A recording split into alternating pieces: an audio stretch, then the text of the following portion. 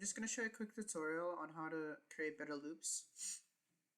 So, as you know, like when you create loops or you're sampling and you're creating genres like plunderphonics or sound collage, that type of stuff. There's a lot of clicking that happens because it's well a loop, and when you sample part of the song, there's a bunch of unwanted shit and certain sounds don't repeat properly. So when they don't repeat properly, it clicks. So Apple Studio has a nice declicking mode where you can crossfade samples to prevent that clicking in.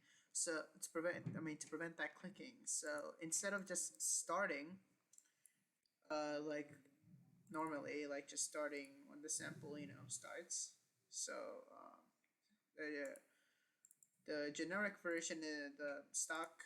Usually, this is what the stock settings are when you load a sample in. Is transient, no bleeding. Just starts like that. But when you put crossfade in, it will fades in.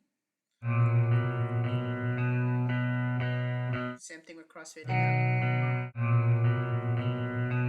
Prevents all that clicking, and you can add reverb, delay, whatever you like. And the sample here is, excuse me, it's a song from Mineral, I think, just some old 90s emo band. I'm making like little projects, so I thought I'd use their guitars or something. Oh, I'll also show you another cool thing. So in the song that I sampled, the guitars were recorded singularly. So you can hear that's like very mono because it's just a single like guitar lead. Same thing over here.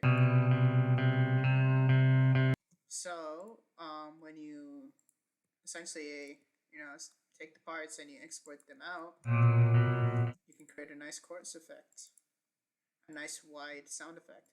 It's like how you double vocals. You re-record, like if you're using a mono mic, you re-record the vocal and you pan it left to right or something like that, and just show you the difference right now without it. See how mono that is? Then boom. Stark contrast. So yeah, if anything like that catches your eye when you're sampling music and you're sample digging, I recommend doing a tactic like that. There's also this cool freeware plugin called Cable Input VP Audio Virtual Cable.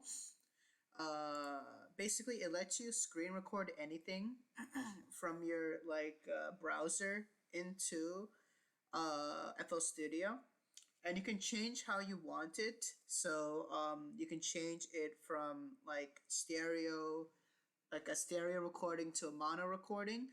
And if you like fuck around with that and you choose like one part of a song which has different phase and whatever, and another part of the song which is the same loop, same chorus, whatever, but has a different phase because the artists or whatever, they're playing the guitar differently, because a lot of older records are just live recordings. You could take like those two elements and pan them left to right, or like fuck around with the stereo. You could create a lot of nice artifacts. I just wanted to just point that out because I thought it would be like a nice little tip for people who are getting into stuff, like getting into sampling and looping, because I know how discouraging it can be when you hear clicks and shit, and like how awful and how annoying it is. So yeah, this is a nice little method to prevent that instead of having to EQ it out. Well, that's all I just wanted to say.